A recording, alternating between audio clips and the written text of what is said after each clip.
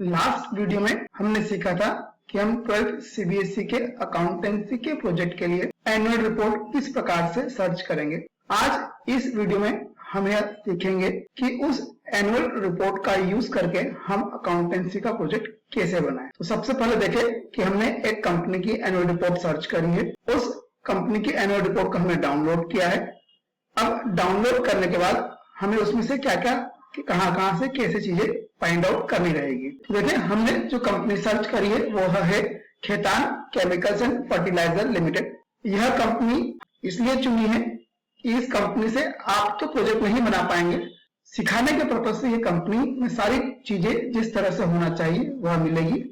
मैं यह भी बताऊंगा कि आप इस कंपनी का यूज क्यों नहीं कर सकते हैं प्रोजेक्ट बनाने के लिए। तो देखिए जैसे ही आप इस कंपनी के एनुअल रिपोर्ट को ओपन करेंगे आप यहाँ पर देखेंगे कि यहाँ पर 93 पेजेस हैं और इन 93 पेजेस में से कहां पर क्या क्या चीजें आपको फाइंड आउट करनी है। देखते हैं, स्क्रॉल डाउन करेंगे तो स्क्रॉल डाउन करने के बाद आपको कंपनी की इंडेक्स पेज मिलेगा। यह रहा कंपनी का इंडेक्स पेज। इस इंडेक्स पेज पे आप जाएंगे कहां पर, statement of profit and loss पे। Statement of profit and loss जो कि पेज नंबर 54 पे है। आप यहाँ पर ये 4 पेज दिख रहे हैं, इसमें 54 ऐड करें तो 56 57 पेज पे देखिए यहाँ पर हमें कंपनी की एनुअल रिपोर्ट का प्रॉफिट एंड लॉस वाला पेज शो हो रहा है। अब जैसे मैंने आपसे कहा था कि आप इस कंपनी से एनुअल रिपोर्ट का यूज करके प्रोजेक्ट नहीं बना पाएंगे। क्यों नहीं बना पाएंगे? इसलिए नहीं बना पाएंगे कि ये कंपनी लॉस में है। आप देखेंगे टोटल रेवेन्यू में से टोटल एक्सपेंसेस माइनस करें तो कंपनी क्या है, लॉस में है। और प्रोजेक्ट बनाने के लिए आपको जो कंपनी चाहिए वो प्रॉफिट में होना चाहिए। तो हमारी ये कंपनी चूंकि लॉस में है इसलिए आप इसका यूज नहीं कर पाएंगे आपका प्रोजेक्ट बनाने के लिए। पर प्रोजेक्ट किस तरीके से बनाया जाए यह एक्सप्लेन करने के लिए मैंने इस कंपनी को चूज किया है, ताकि आपकी कंपनी जो भी है उसको चूज करके उससे आप अपना प्रोजेक्ट तैयार करें। तो देखें अब हमें कहां से क्या क्या चीजें सर्च करनी पड़ेगी, देखते हैं। अब इसमें हमें कैलकुलेट क्या करना पड़ेगा, तो हम कैलकुलेट करने वाले हैं ratios from annual report of a company. अब एनुअल रिपोर्ट से जैसे हमने डाउनलोड कर ली है तो हम देखते हैं सबसे फर्स्ट रेशियो यदि कोई निकलेगा तो वो क्या निकलने वाला है, करंट रेशियो। अब ये करंट रेशियो कैलकुलेट करने के लिए या हम कहें कि आपको जो भी सारे रेशियोज निकालने उन रेशियोज का सारे पहले डाटा फाइंड आउट कर लेना चाहिए।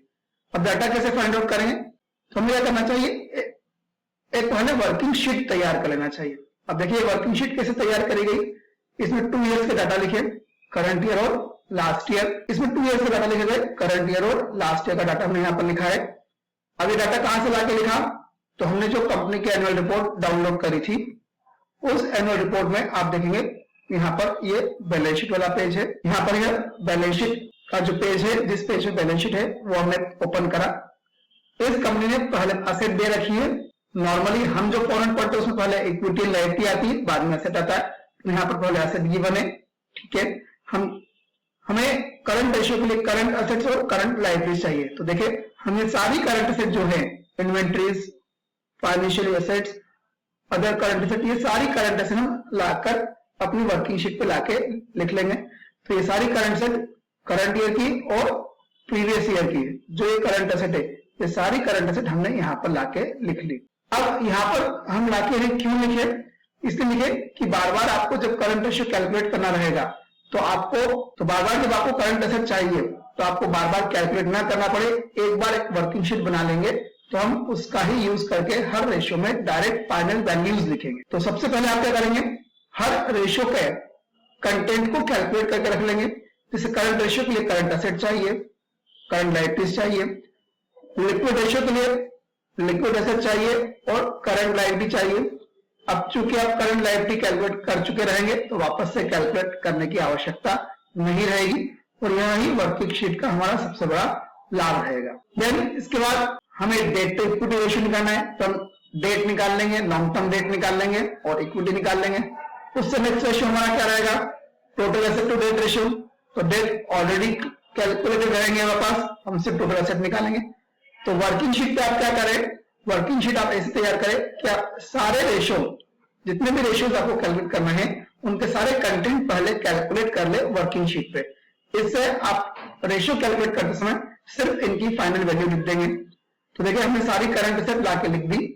अब करंट एसेट हम जानते हैं, जब करंट रेशियो कैलकुलेट करते हैं तो करंट एसेट में से हमें क्या करना चाहिए, जो इन्वेंट्रीज होती है उसमें कई तरह की चीजें आती है, तो इन्वेंट्रीज में दो आइटम आपको माइनस करना है, क्या, लूज टूल्स और स्पेयर और स्टोर्स। लूज टूल्स और स्टोर्स और स्पेयर्स। अब ये लूज टूल्स और स्टोर्स और स्पेयर्स कहां मिलेंगे आपको, तो आप देखेंगे आपका यहाँ पर इन्वेंट्रीज के सामने नोट नंबर 9 है। आप थोड़ा सा कंपनी की एनुअल रिपोर्ट को और स्क्रॉल करेंगे तो आपको नोट नंबर 9 मिलेगा। आप जैसे जैसे स्क्रॉल करते जाएंगे तो आपको कंपनी के नोट नंबर दिखाई देते जाएंगे और उसमें से आपको नोट नंबर 9 पर पहुंचना है। 6, 7, 8, ये देखिए नोट नंबर 9, करंट इन्वेंट्रीज।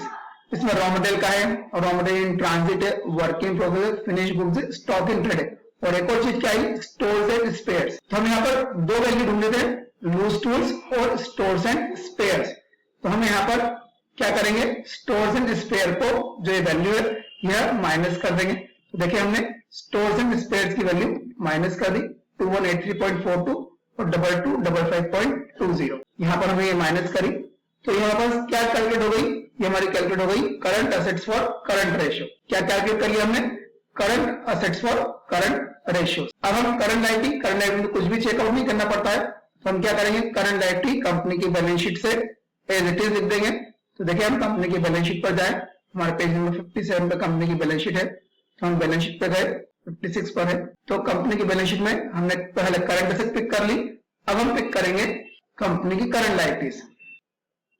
आप देखिए ये सारी करंट लायबिलिटीज को हम क्या करेंगे, लिख देंगे। तो करंट लायबिलिटी हेडिंग में जितने भी आइटम है, financial liabilities, borrowings, lease liability, trade payables, इन सब करंट लायबिलिटीज को हम, प्रोविजंस वगैरह जो भी है, इन सारे करंट लायबिलिटीज को हम अपनी वर्किंग शीट पे एज इट इज इन वैल्यूज को, हमें इन सारी वैल्यूज को एज इट इज वहां पर लिख देंगे। तो देखें हमने हमारी करंट लायबिलिटीज पे, तो हमारी करंट लायबिलिटीज में हमने बोरोइंग्स लिखी, लीज लायबिलिटी लिखी, ट्रेड पेबल जो माइक्रो इंटरप्राइज और स्मॉल इंटरप्राइजेस को दिए, दूसरे जो क्रेडिटर्स है, अदर फाइनेंशियल लायबिलिटीज है, अदर करंट लायबिलिटीज है, प्रोविजंस है, और इन सब को ऐड करा तो हमारी करंट असेट्स और करंट, तो हमारे पास करंट ईयर की और लास्ट ईयर की करंट लायबिलिटीज कैलकुलेट हो गई है।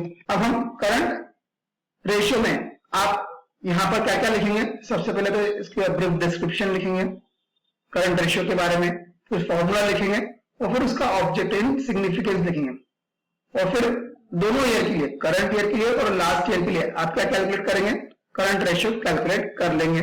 तो देखिए हम डाटा कहां से लाके लिख रहे हैं, तो देखिए हमने वर्किंग शीट तैयार करी थी, इस वर्किंग शीट में हमारी करंट एसेट 4596.25, ये करंट एसेट 4596.25 करंट ईयर की, और लास्ट ईयर की 53,511.33, 53,511.33। इस तरह से करंट लायबिलिटीज जो हमने कैलकुलेट करी है वो भी हम करंट लायबिलिटी लाके लिख देंगे, 36,959, 36,959 और 36,829 हम लिख देंगे। और इसके बाद आप दोनों ईयर को कंपेयर करके कमेंट भी देंगे। अब कमेंट में क्या लिखेंगे, तो देखिए हम जानते हैं करंट रेशियो का आइडियल रेशियो क्या होता है, 2:1। अब आप यहां देखेंगे कि दोनों ही सालों में करंट रेशियो क्या है, 2:1 से कम है, और करंट ईयर में तो रेशियो और कम हो रहा है। इट मीन्स व्हाट, कंपनी को अपनी करंट लायबिलिटीज का पेमेंट करने में दिक्कतें आ सकती है। अब देखिए और क्या क्या सिचुएशन हो सकती है, यहाँ पर तो रेशियो कम हो रहा है, तो देखिए और क्या क्या सिचुएशन बन सकती है। तो इस सिचुएशन में दोनों ही साल रेशियो आइडल रेशियो से कम है, पर चूंकि रेशियो बढ़ रहा है तो यह कंडीशन कंपनी के लिए अच्छी तो है, पर फिर भी कंपनी अपनी करंट लायबिलिटी का टाइम पे पेमेंट नहीं कर पाएगी। एक और सिचुएशन देखिए, अब इसमें देखिए रेशियो लास्ट ईयर के मुकाबले इंप्रूव हो रहा है, तो कंपनी के लिए ये पोजीशन बेटर पोजीशन मानी जाएगी, आइडियल से भी अच्छा है और रेशियो भी पहले के मुकाबले अच्छा हो रहा है, तो कंपनी की पोजीशन यहाँ पर हम कहेंगे कि अच्छी है और कंपनी को अपनी करंट लायबिलिटी को पेमेंट करने में कोई दिक्कतें नहीं आएगी। एक और सिचुएशन देखें, अब इस सिचुएशन में दोनों ही साल रेशियो आइडियल रेशियो से अच्छा है, पर यदि हम देखें तो इस साल रेशियो आइडियल से कहीं ज्यादा बढ़ चुका है। अब जब रेशियो आइडियल से कहीं ज्यादा बढ़ गया है तो करंट लायबिलिटी के पार्ट पे तो यह रेशियो अच्छा है, पर कंपनी के पार्ट पे यह रेशियो अच्छा नहीं कहा जाएगा। क्यों? क्योंकि इसका मतलब यह है कि कंपनी अपनी करंट एसेट को सही तरीके से यूटिलाइज नहीं कर पा रही है, या यूं कहें कि कंपनी की करंट एसेट, यह कहें कि कंपनी ने करंट एसेट में जरूरत से ज्यादा पैसा एंगेज कर रखा है। आगे के वीडियोस में हम लिक्विड रेशियो और आगे के रेशियोज भी देखेंगे। इस वीडियो में हमने करंट रेशियो कैसे कैलकुलेट करेंगे और वर्किंग शीट कैसे बनाएंगे ये देखा। आगे के रेशियो में liquid ratio, debt to equity ratio और आगे के रेशियो धीरे धीरे करके एक एक करके समझाते जाएंगे आपको।